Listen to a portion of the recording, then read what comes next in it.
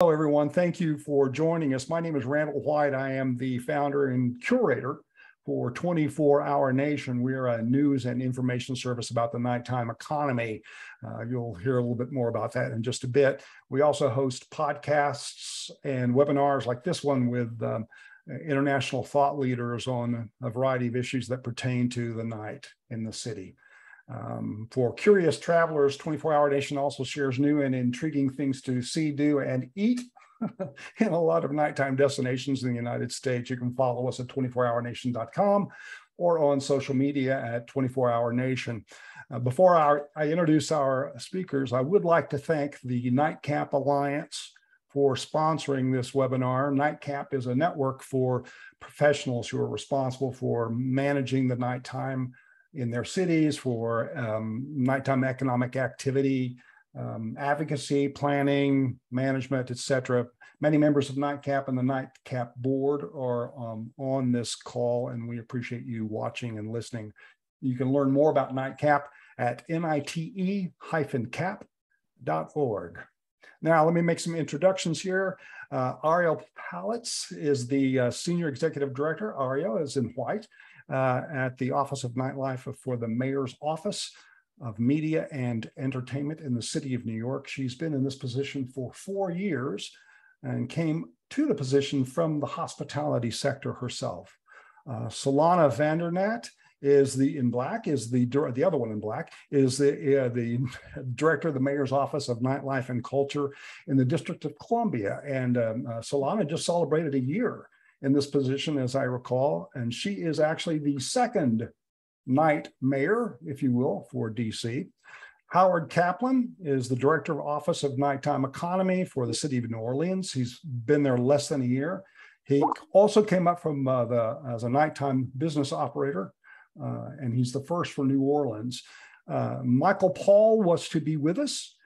He got pulled away from us by the mayor for a nighttime related emergency that happened in his city. So you have the four of us today, and we will fill you with knowledge and interest and address your interest in the nighttime economy. So first, let me just start with each of you. A little bit about what your office is, what it does, how it was set up, how your city can be more responsive to the needs of the nighttime economy. And we'll go in this order. We'll start with Howie, then we'll jump to Solana, then Ariel. So Howie, you're the new kid on the block. Mm-hmm. And in this sense, in this responsibility, what was the genesis behind your mayor deciding this needed to happen in New Orleans? Well, this kind of actually predated me. They had started this process about 2 years ago. Two council members that were fierce advocates of this. They went and visited Jocelyn and Kate in both San Francisco and Seattle. And so this process had already started. I'm also the precinct captain for the National Independent Venue Association. And so we started recognizing the power of, as Save Our Stages came about and the Shuttered Venue Operators Grant, came in and saved, a significant portion of our nightlife economies. We recognized that the power was from within, not just sitting there and doing it. So I'm kind of a Johnny come lately to the proceedings, but we started a political action committee. We got together a bunch of, we try not to call them bars, but we got a bunch of venues together. We got bars, we got restaurants and hotels, and we went after the city council folk that were running. We supported the mayor, we supported the city council members, and the one ask we had was to have a seat at the table. I use this quote quite often. There's an Ann Richards quote that said, if you're not at the table, you're on the menu. And this was a way to get our nighttime economy a seat at the table so they could, so we could affect change from within and really think about how we get from point A to point B when it comes to our culture and our cultural economy. Being someone from Texas, I have to tell you, I love anybody who can make an Ann Richards quote work for them.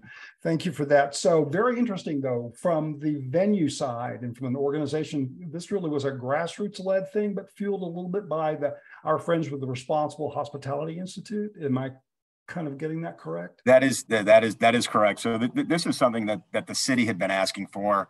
Well, not the city, but folks in the city have been asking for this for quite some time. It goes back to an article that Jan Ramsey, who has Offbeat Magazine here, She's a fierce, fierce, fierce advocate for our musicians and our culture. It's something that she had been talking about. And so it was just recognizing a city like New Orleans, our culture is everything.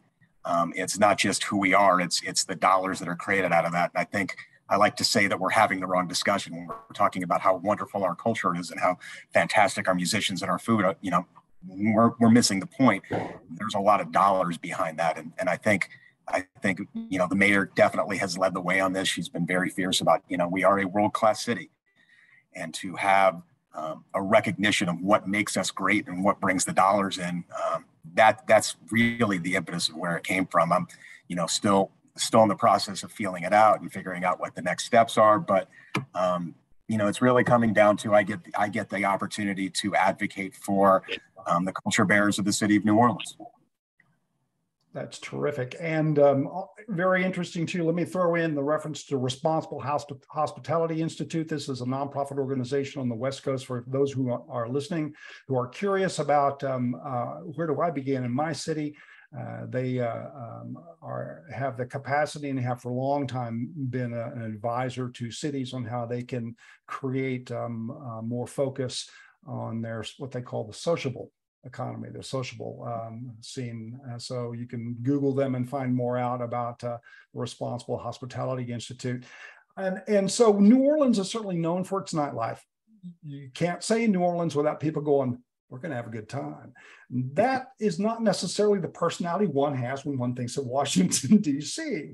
We think of Washington, D.C., we think this is where our policies are made, and this is where a lot of action happens. But nightlife, I have to tell you, this spring, the Responsible Hospitality Institute conference was in Washington, D.C., and I had a terrific time, Solana. So tell us a little bit about how your office was set up, what the impetus was behind that, and how it's being more responsive to the needs, very spread out needs of Washington, D.C. You have pockets of activity everywhere. Tell us about that, Solana. So thank you so much, Randall, for having me on today. Hello, everybody from Washington, D.C. In regards to the question you just asked, so the Mayor's Office of Nightlife and Culture, really to sum it up, we are the key point of contacts, liaison, and advocates for our stakeholders, which include the nightlife establishments, residents that live near the establishments, and then our sister government agencies that are part of the nighttime economy. And when we talk about our stakeholders, we talk about the various issues and concerns that we ourselves really take pride in helping and serving. For the nightlife establishments, it's all things conducting outreach and aiding and assistance with all things compliance and regulatory. The residents that live near the establishments, we really address the various quality of life concerns. And yes, DC is the nation's capital with 700,000 residents, but those 700,000 residents that live near the establishments are very important as well. And we all want to live cohesively together in DC. So that has to come along with the establishments, ourselves, and the residents working together, again, to address their quality of life concerns. And then our sister government agencies, they're so incredibly vital, and we work with them to find solutions for the issues that come about. So for example, streeteries will work with our Department of Transportation, Public Safety, the Metropolitan Police Department, and of course, we work very, very closely with DC Health during the height of the COVID pandemic. Right. And the fascinating thing too about the Washington, D.C. is that its nightlife districts continue to kind of grow. Every time I return, there's a whole new area that's popped up and become vital, and not in a way that's gentrifying at all, something that reflects the community of Washington, D.C. too. So I really love D.C. at night.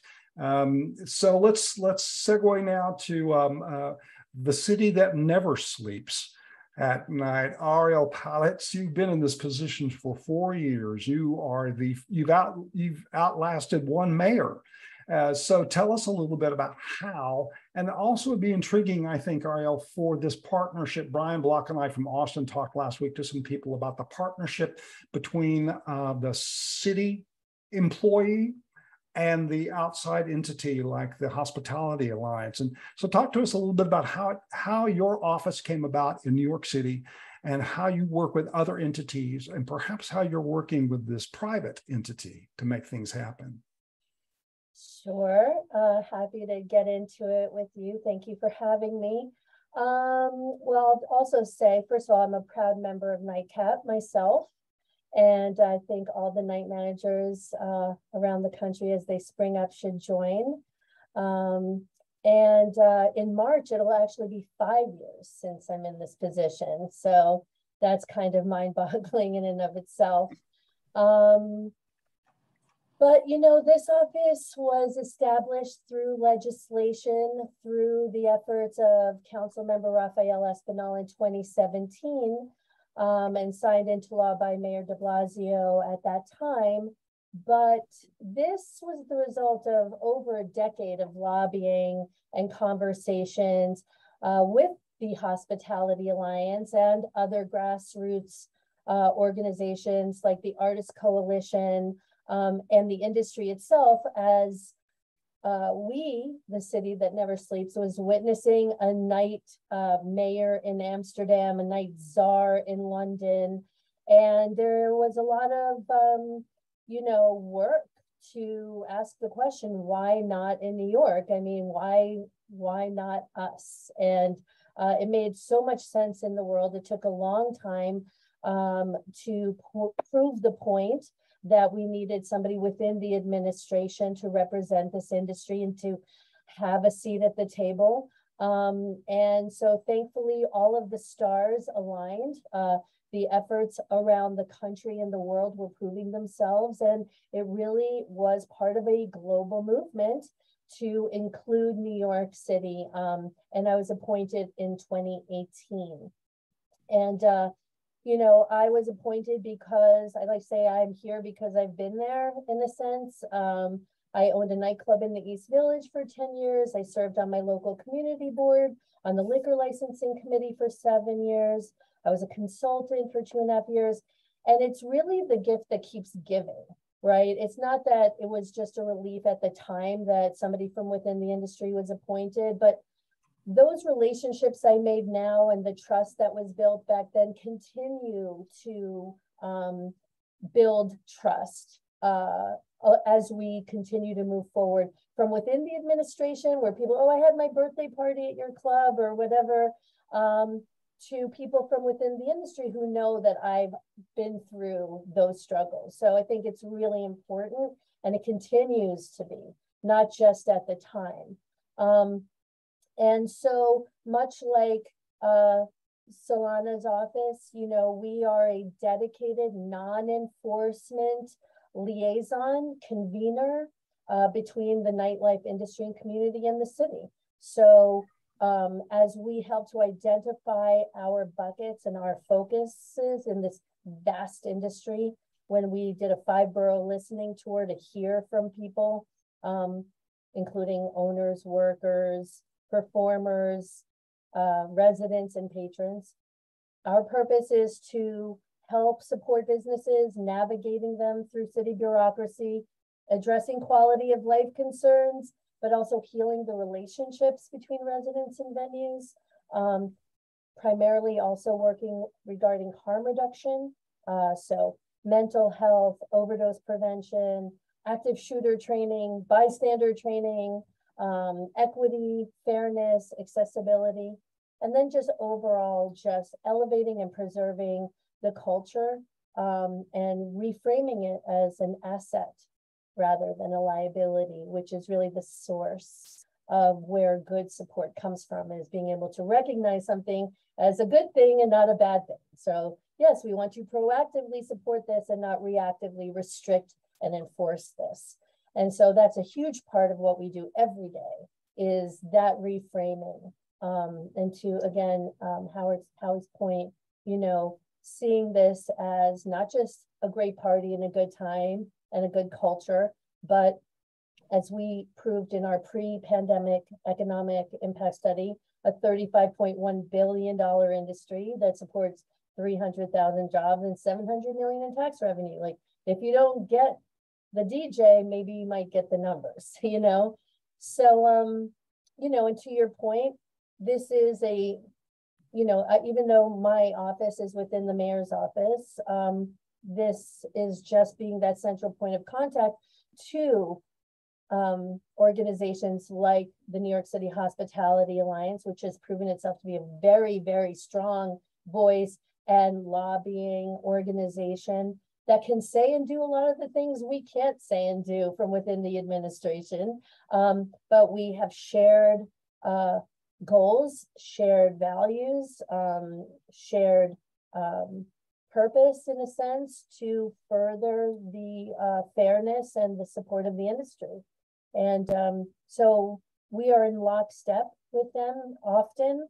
They're a validator of a lot of our initiatives. And, you know, we've done a lot of programs and initiatives that support all of the buckets that I'm happy to talk about with you further. That's terrific, Ariel. And the other interesting thing here, I think, is perhaps not everybody who's listening or watching today realizes exactly how many cities in the United States right now have a person who's dedicated to being the nighttime manager, the nighttime governance supervisor, the nighttime officer. I think among the first was Allison Herndon in Pittsburgh. Is that correct from your recollection, Ariel? She's definitely an OG. Yes, and now we have 13 or 14 and more coming because cities have realized this is something we need to focus on. We're no longer 9-to-5 cities. And the part of our economic system that generates tax base for the city, that creates the identity for a city, that feeds the spirit of our city, really sometimes happens after 6 and before 6 a.m. when a lot of people have gone home from City Hall. So how do we manage that? So let me kind of segue now. I want to ask all of you, and all of you can answer this question however you want. I want to start by defining nighttime governance and what it means. Is that how cities manage the municipal needs or the responsibilities and cultural activity? What does nighttime governance mean to you, Solana? Let me just start with you. So nighttime governance for us, first it starts at 5 p.m. and it really just includes, again, as I stated, the residents that live near the establishments, the establishment operators, whether it's bars, restaurants, nightclubs, performing, and musical art theaters, art galleries, sports, recreational entertainment venues as well. The portfolio is as large as it sounds.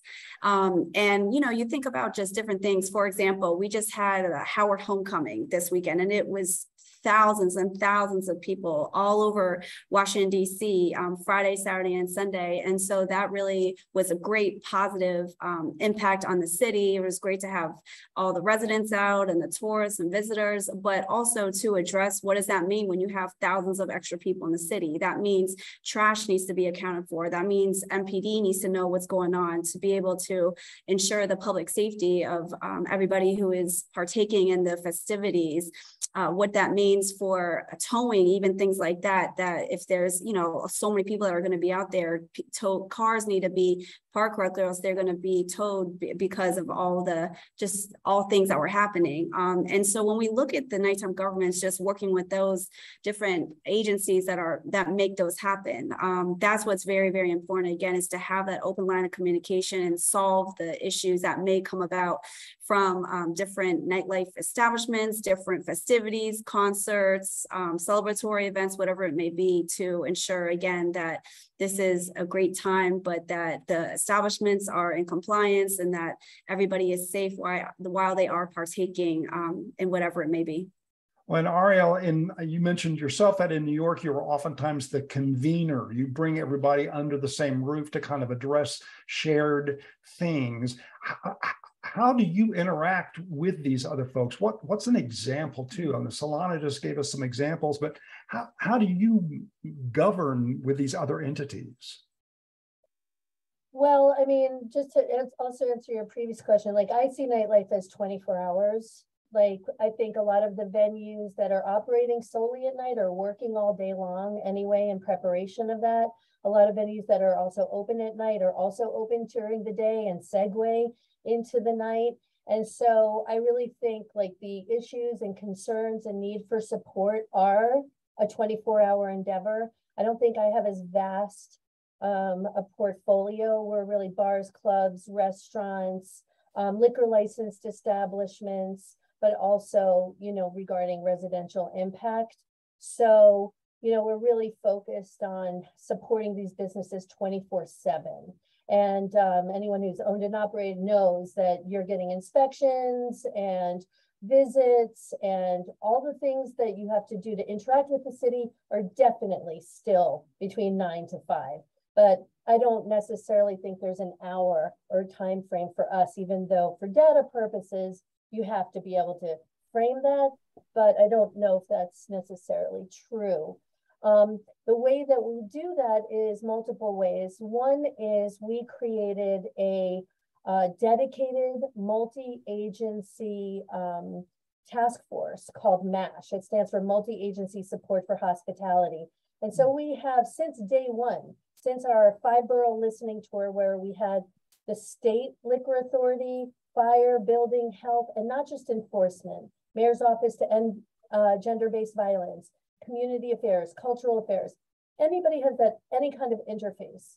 We meet every 6 weeks and we discuss the systemic issues on how the industry interfaces with them, how they interface with each other, identify redundancies, ways of doing things better, but they are also our points of contact to have one-on-one casework, right? So as I'm trying to open up, I'm trying to close, I'm trying to figure out this violation I got.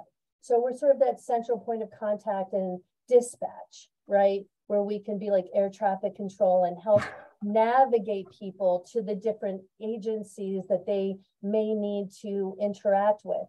But during the pandemic, we had over 40 webinars, multi-agency, city, state, and federal, to convene those that were making the rules and regulations and those who had a lot of questions about it and wanted to also give input about it.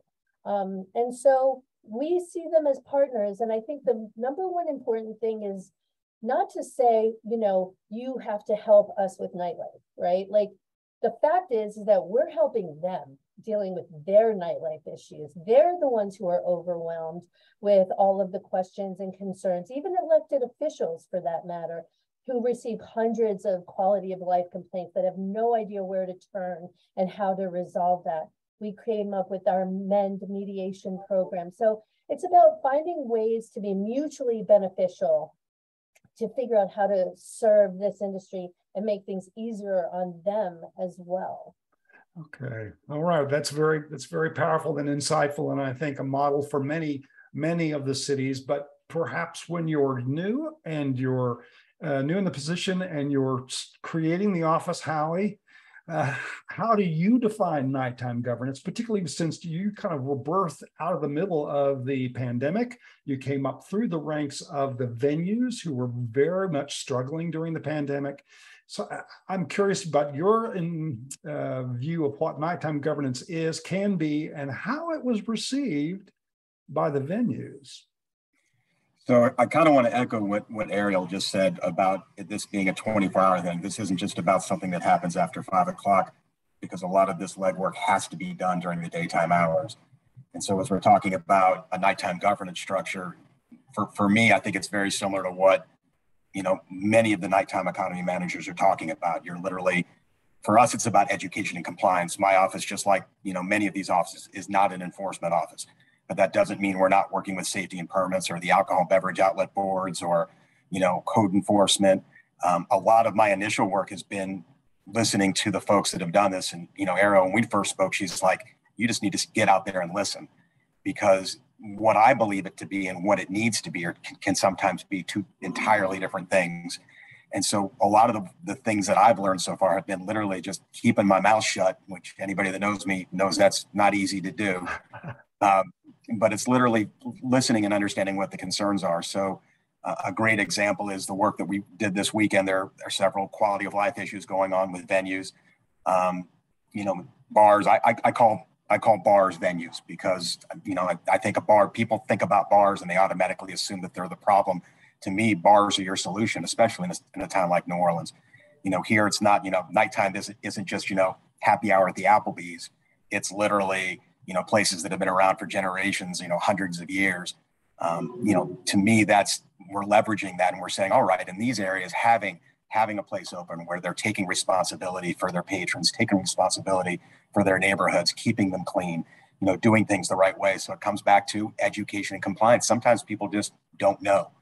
And I think, working with our state alcohol tobacco control, working with the city, and getting each one of these departments in a mindset that says we want to help nurture these businesses, not just take them down.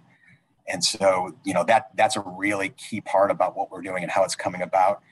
You'd asked me specifically about the music venues, I believe, and the folks that own and run these places asked me to do this.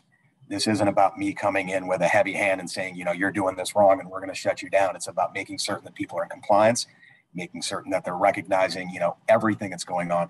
Every city, small and large, counts on the nighttime economy. It doesn't make a difference who you are or where you are. At some point, you're generating dollars at night, and to sit there and nurture that, to make that a part of your everyday discussion within each one of your departments. And Ariel's done a fantastic job. The MEN program, we will be implementing a lot of different pieces to that. But there's also, hospitable living legislation that's coming out of DC that's pretty powerful stuff. There's a lot of things, and the fact that we all get to talk to each other and recognize best practices and then adapt them to our cities, that's the key. Ariel, I love reading some of your articles and sitting down with Solana, and talking with Kate Becker, and literally that's how we all learn how to do this, because this is really, it's been going on for a few years, but it's still very much in its infancy, and in particular in New Orleans. And we want to lead the way and lead our cities and show them how powerful the cultural economy is and how powerful the culture bearers are.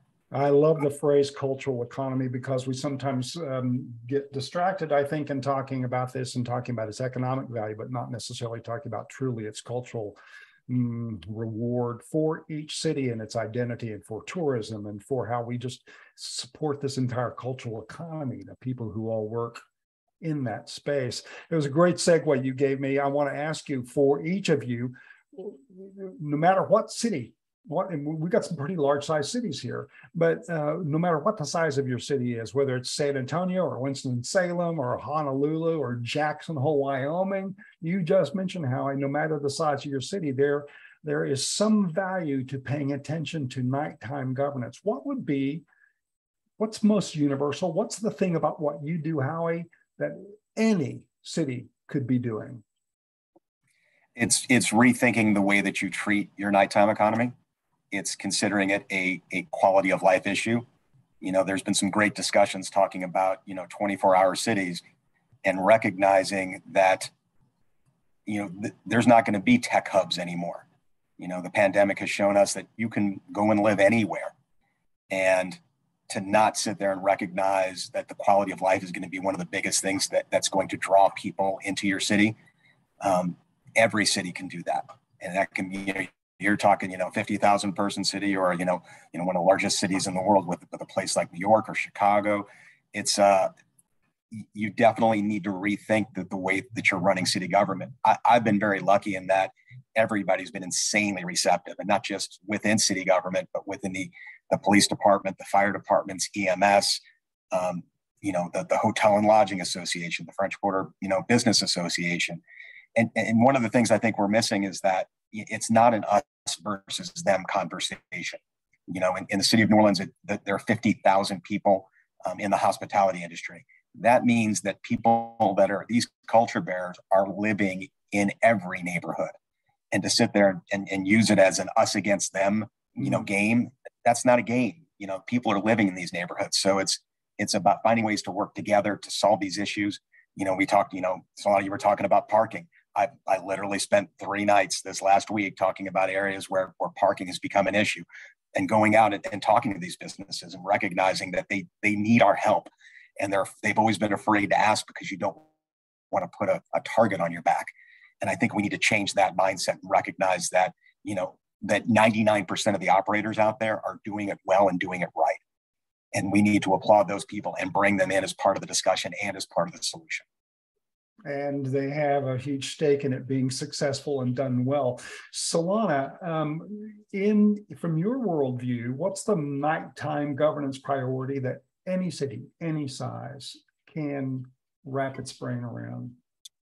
I would say piggybacking off of what Howie just said, it's definitely working in partnership with the hospitality and nightlife industry, thinking bigger, thinking outside the box, thinking of ideas together where everybody who is part of the ecosystem in the nighttime economy is able to continue to move forward. I think it's always so very important too, and that's what Howie said too, the Mayor's Office of Nightlife and Culture, we are here to engage, not enforce, and to be able to really, I think, to build those relationships with the government agencies that you are working with, and to really continue to reiterate and advocate for the agencies to look in the eyes of what it means to be a nightlife establishment owner, for example, and not just think necessarily of what the agencies, what they have been asked to do, but to work amongst with ourselves and our constituents to address their issues. So work in partnership with the hospitality, engaging first, not enforcing, and then really, again, advocate for your constituents with the various government agencies that you are working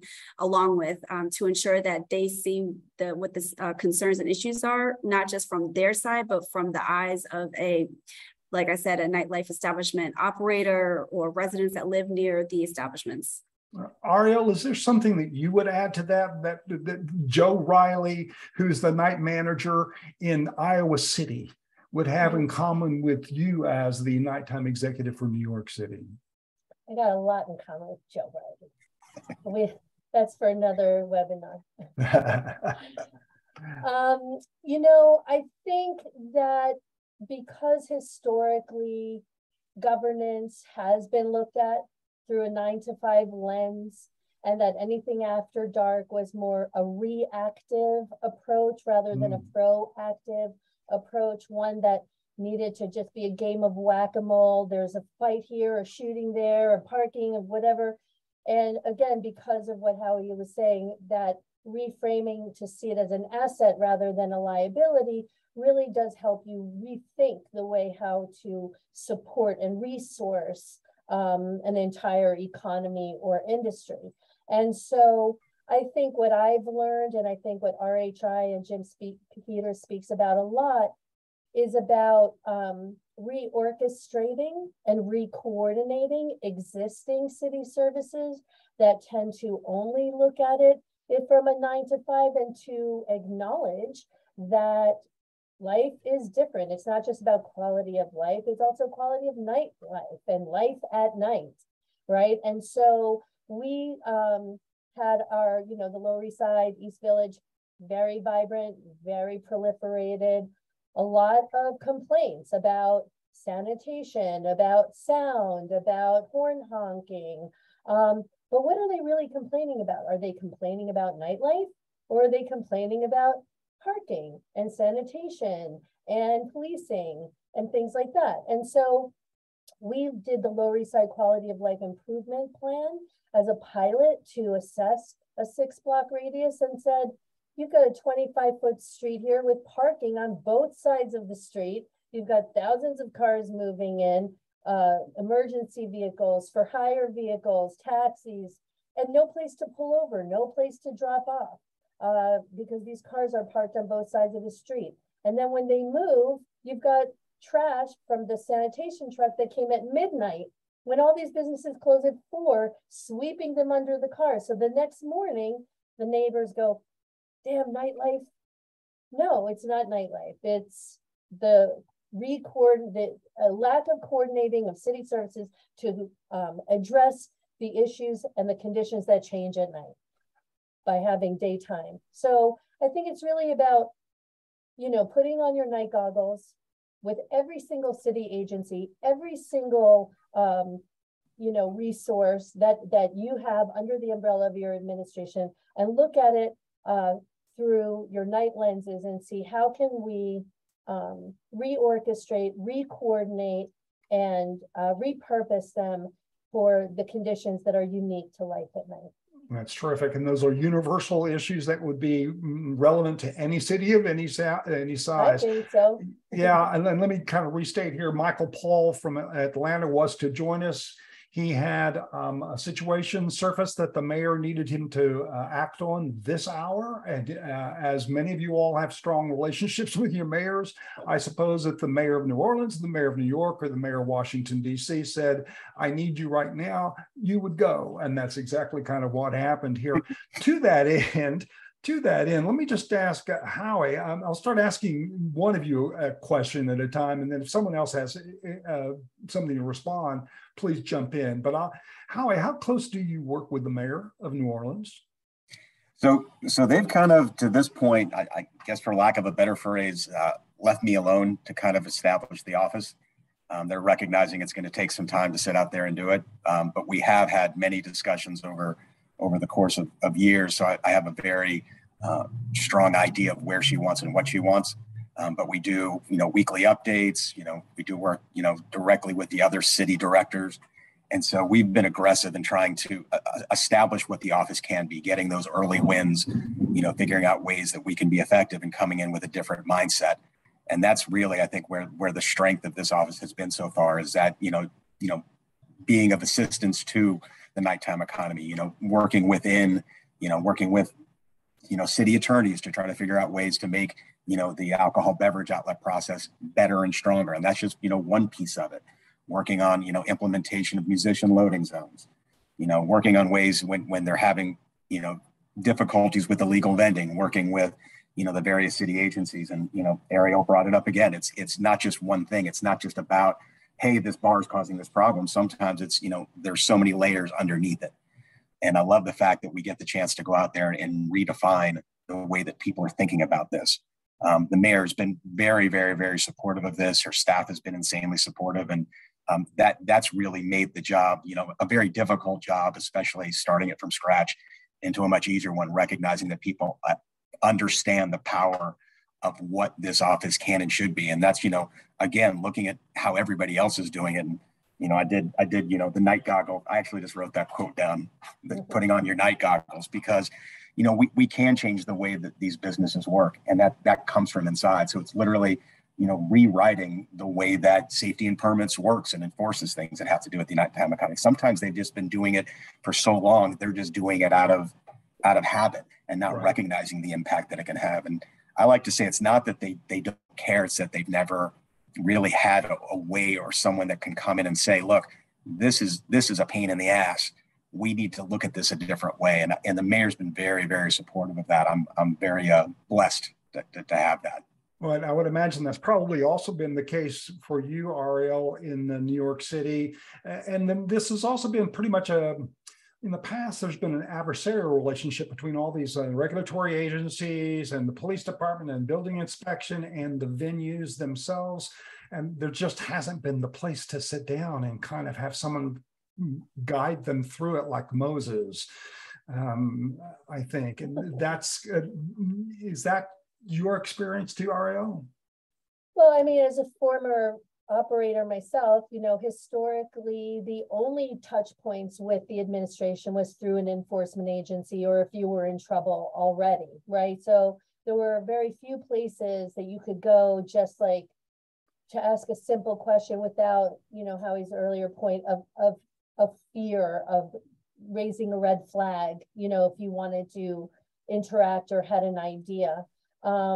So, I think it is obviously important that we have a non-enforcement entity. As far as the mayor's concerned, I mean, we are blessed. You have the nightlife mayor. Yes, you do. He is the new nightlife mayor of New York City. I bestow the crown and I pass it to him. If he is a true great representative of what it means to be able to work all day and to socialize and mingle and network at night and still make it to your meetings on time the next day. He's an unapologetic advocate for it. I think the press historically sees a mayor or anyone who goes out at night and socializes like somehow, again, it's the perpetuation of this negative stigma that somehow this means he's not doing his job. Well, he's the mayor of New York 24 hours a day. There are businesses that need to be visited. There are places that need to be socialized, and he deserves to be able to let go himself. And so I think without a doubt, having a living, breathing representative at the highest seat in local government be able to go out and not apologize for it and push back in the press and to represent and defend this industry is definitely always going to go a long way. Our paths cross when they need to, and sometimes when they even don't. And I think it's just great to be able to be in an administration, this one and even the last one, that respects and understands what this office does and why it's here, because we all know the damage of having an administration that sees nightlife as the liability and as a criminal entity and how much damage they can cause. In fact, it's what I think our office is even doing here, is still cleaning up a lot of that mess that happened, you know, multiple administrations ago. I loved reading too the other day that your mayor, the New York City mayor, likes to take the subway home at night after he's gone out because he wants to see how the subway staff is interacting with people who ride the subway at night. What other mayor does that? I want to talk a little bit. You threw out some data a while ago. This pre-pandemic data. A lot of cities, we don't have the data yet on what, you know, and there are people who like numbers, dollars people count. But New York City's done this, and Washington, D.C. has done this. Solana, do you have some numbers you can share with those people who want to go, I need to verify that this is important for my city, that has to do with tax base or employees or economic impact? And I know it's probably pre-pandemic, but what can you share with us about D.C.? So the first ever economic impact that Washington, D.C. did was great. And fun fact, so when I was interviewing for this position, I started in June of 2021 through October, and the D.C. economic impact study was my Bible.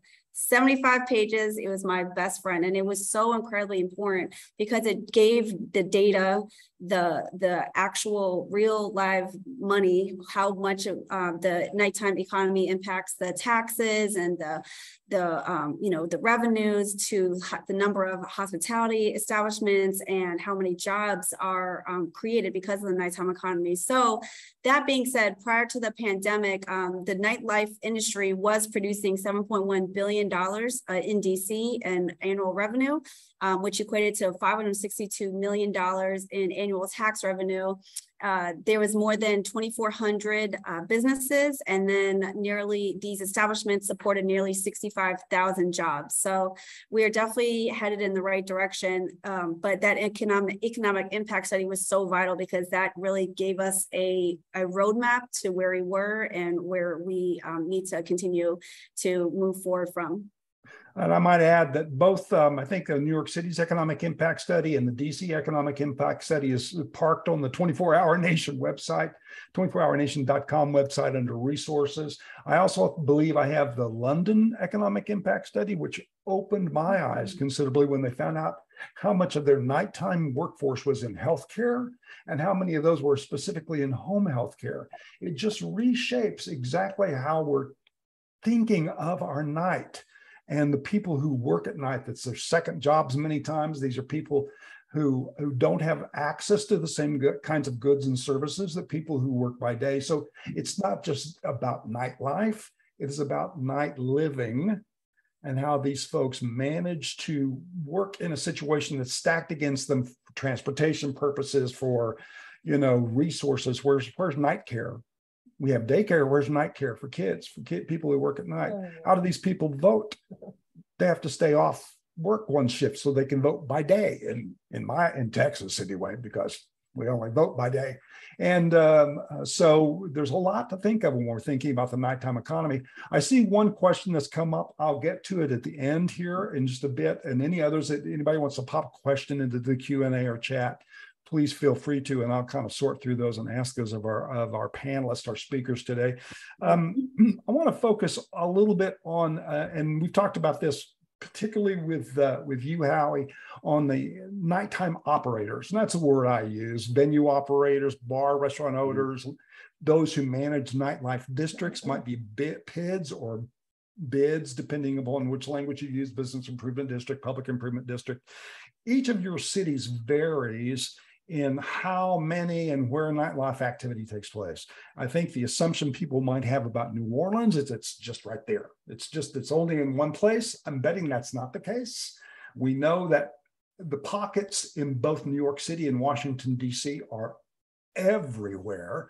So tell me, though, how do you work with the nighttime stakeholders in these spaces? The business owners, the business districts, how are you successfully working with them one-on-one? Let's start with you, Howie, since you're of that group. Well, I mean, it's actually been, New Orleans is a very small town, and the folks that run the venues, that, you know, run the bars, the neighborhood bars, the restaurants, you know, it's a very, very tight-knit group. And we're already in conversation with each other. So for me, the transition was actually quite easy. And I would imagine for Ariel as well, being that you had, you know, extensive history within that community.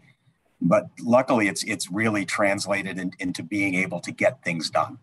And I'll use a good example for you. And this is from, you know, a public health standpoint as well. We had Southern Decadence, which is a big LGBTQ thing that happens here, you know, every fall, huge economic revenue generator. And we sat down with, you know, the 15 or so bars that were, you know, and venues and clubs that are a part, you know, they're kind of ground zero for that. And we went through a process where we first started and, you know, sat down with the 8th district of the NOPD and literally said, what have the problems been in the past? You know, what can we do? You know, and it really was a very, very positive conversation. And the feedback we got was, why haven't we done this before? And so as part of that, what these venues did is they literally went out and for several shifts fed the NOPD and the 100 different officers, you know, not just in that district, but they come in recognizing the value of doing that, you know, saying, hey, if you need a bottle of water, need a place to go to the bathroom, you know, we're here saying we're not going to be afraid of these people. We're going to make them, you know, there's going to be a dynamic that puts everybody together and on the same page. You know, there was an issue with overdoses the first night. And so they, you know, some of the venues that had Narcan training had run out. So we went straight to the state health department, went straight to the city health department, found those extra doses, got them out, and they didn't need them. You know, the issue kind of resolved itself. And, you know, it's really, and it came from a very positive way to do it. And I think the more discussions we keep having as we get more and more people inside that network, we're going to recognize the power of actually working together and recognizing that we can't, the issues that every city has, be it, you know, a day or a night, we want to make sure that we're working at it from an intelligent standpoint instead of just sitting there spinning your wheels and trying to figure out the 15 different ways we can do it wrong. Let's figure out the ways we can do it right together. And Narcan's a great toss to you, Ariel, in terms of working with the operators. Tell us a little bit about how your office is working with the operators. Sure. So, yeah, I mean, there's like 27,000 venues, you know, liquor licensed establishments over 5 boroughs, you know, again, pre-pandemic, 300,000 workers. And so I think the best way that we can continue to be in touch really is multiple ways, you know, social media, having a really cool Instagram, making sure that people are opting into our newsletter. And we are also out there a lot. You know, there are quarterly nightlife precinct borough command nightlife meetings every quarter, Manhattan North, South, Brooklyn North, South. So we never miss a meeting to engage with the venues there, going to events with elected officials. I'm out there personally, just going out on a regular basis. Press, a lot of press. I mean, it sounds like, it feels like a lot of press sometimes, but it's like, this is how people know we're here, making sure people know how to reach us when they have a problem, making sure the other city agencies are referring us. I mean, we were only 2 years in when the pandemic hit.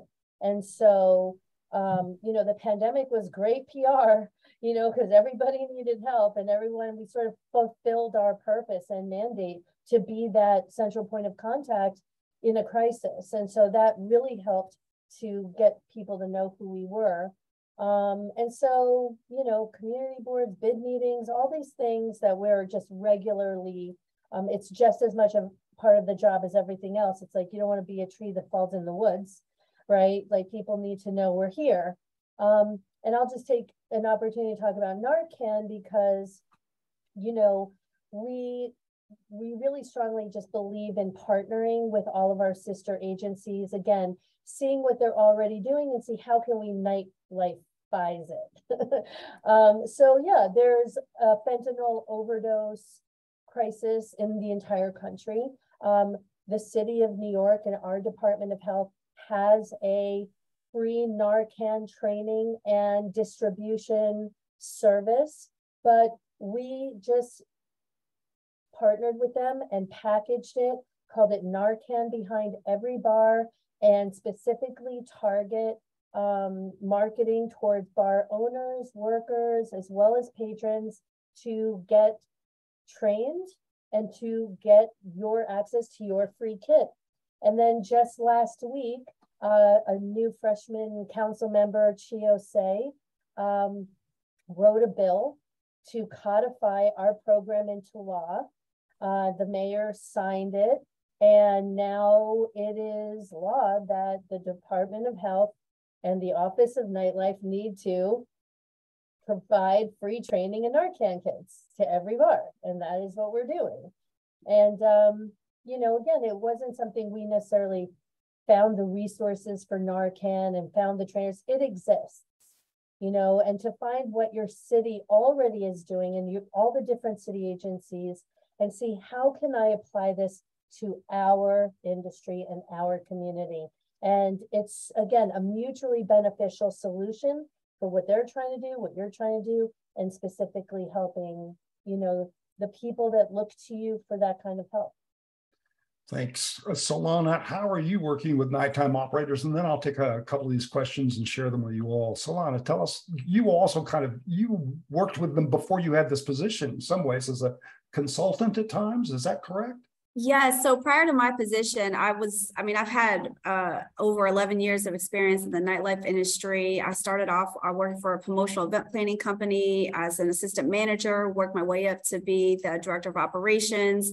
Then in 2016, I created my own business, Soul Support, which created administrative support, project management, and event planning solutions for our clients at the time. And that's when I really got the opportunity to work with Mayor Bowser's administration and the various DC government agencies to help our clients navigate through all things licensing and certifications, how to get an alcohol beverage regulation associations permits for managers and CBE certifications. And then also too, during the pandemic was another huge opportunity to work with various government agencies to help our clients navigate through the small business micro recovery grant funds that Mayor Bowser invested in, as well as the different bridge funds for the entertainment establishments, restaurants, hotels, but most importantly for the workers who for the first time were able to qualify for unemployment. And that was such a game changer. And that was one of the main reasons why the workers in the industry were able to, withstand the pandemic because of that opportunity that she gave to the industry. So looking at that, when it comes to engaging with the various operators, it's so many different ways. For example, working extremely closely with the Office of Public Safety and Justice and the Metropolitan Police Department. We ourselves have hosted 6 town halls in 3 months in the most popular nightlife corridors to discuss all things public safety. And we do roundtables and newsletters and social media. And as Ariel said, it's really just going out there, and if they don't know you already, that they're going to know you. Just going and get a drink, going to the grand openings, going to their celebrations, and really just investing your time as a director of nightlife and culture into the industry so that they know that you are there and that you are able to assist them. I get worn out following Solana and Ariel on social media. I have to tell you, which is a great question. Somebody just asked, and I'll pop this in. Any of you wants to answer it. This is actually from the nighttime manager from Pittsburgh. All 3 of you and her come from the hospitality industry. Learning the government side of the job can be a big learning curve, but do you think an industry background is imperative for the night manager role? Anyone? I think Yeah. it is. I think it is because I'll answer that. I definitely think it is. And I know it is. It's because we have those relationships that have been cultivated. And if anyone who's from the nightlife industry knows, you're one big family. When you're there working on site, you work till 3, 4, 5 in the morning, and that's not including extended hours. Holidays, when everybody's with their families and everything, celebrating, we're, being the nightlife industry, you're out there working and you're really sacrificing that family time. So your industry family becomes your family. So being able to have those relationships and have that, it's only a phone call away. Hey, what do you think about this? What are your thoughts? Just having that already established trust and communication is so incredibly vital when speaking to our principals and our government agencies, because we do know what we're talking about because we've either lived through it or it's a phone call away where we know exactly who to ask and they are able to communicate that with us. Howie, is there something you want to add to that? No, I'll echo what she said. It's having somebody that's been in those shoes can actually understand. It's kind of hard to fix the problem if you don't know what the problem is. And so I think the whole point of recognizing nighttime economy, it's in its infancy. And to have people creating solutions without understanding what that problem is, it kind of, why even bother at that point? And you also, I think you bring the particular spin is that you were a musician, correct? No, but I've been managing bands forever. That's so right. I've got Okay. Grammy nominations, 2 Grammy wins. The Grammy Award-winning Rebirth Brass Band. I got to put that out there because that's my family. But you have that voice, you have that perspective too, from the performer's perspective in the nighttime economy. That's I think it's key that that we have to put ourselves in position, and it doesn't end with just music or the venues. I'm sitting here learning about ballet. I'm learning about opera. I'm learning about burlesque. I'm learning more and more about the culture, that comes from, the arts community.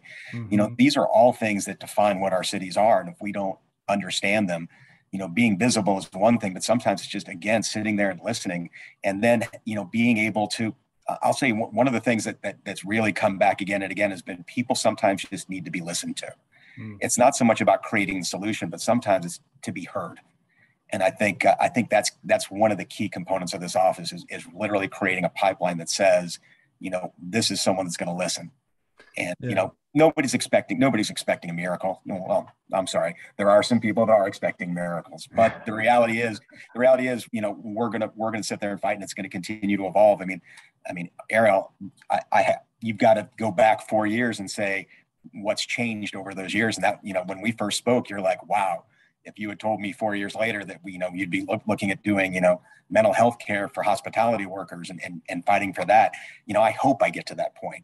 Right. And so it's really it's listening and having a background in it is so key. Let me ask this will be the last question I'll ask, and then we'll wrap up here. We're right on top of the time.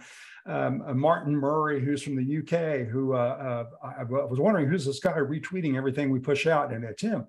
And he's about to apply, he thinks, for well, I won't say that. He's considering applying for a position that has to do with the nighttime economy, and it's a voluntary position. Voluntary. And what's the biggest hurdle, Ariel? What do you believe is the biggest hurdle in your work, particularly in an area he's talking about is very large in the UK? What would be the biggest challenge you would want to be mindful of going into this? Microphone. Thank you. Well, I just want to tag on a little thing. It's good from before. As far as being from within the industry, it's great to be able to know what the perspective of an operator.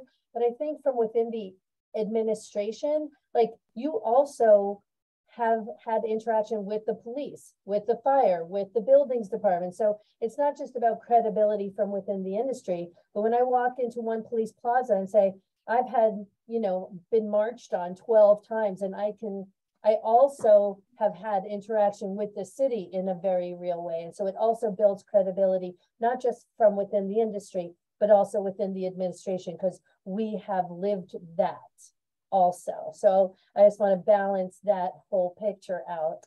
And I think,